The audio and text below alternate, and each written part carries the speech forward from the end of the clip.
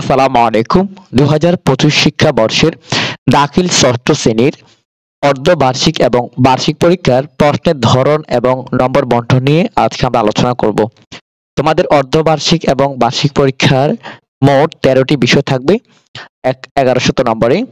আর আজকে আমরা বাংলা দ্বিতীয়পত্র বিষয় নিয়ে আলোচনা করব।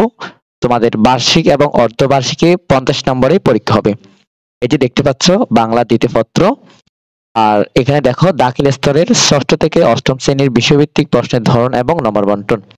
তবে এটি সংশোধন করে নতুন করে আপলোড করেছে। এই যে আমি তোমাদেরকে তারিখ যদি দেখাই তোমরা বুঝতে পারবে। এই যে দেখো এখানে তারিখ ৪/২/২০২৫ অর্থাৎ নতুন করে প্রকাশ করেছে। এই ৫০ নম্বর দেখো নির্মিত অংশের জন্য ৩৫ লিখিত আর বহু নির্বাচনী ১৫টি থাকবে। নির্মিত অংশে থাকবে অনুধাবনমূলক দক্ষতা বা অনুচ্ছেদ রচনা লেখা। রচনা দুটি থেকে একটি করতে হবে ৫ নাম্বার। এটা অনুচ্ছেদ রচনা আর কি। আর পত্র রচনা দুটি থেকে একটি ৫ নাম্বার।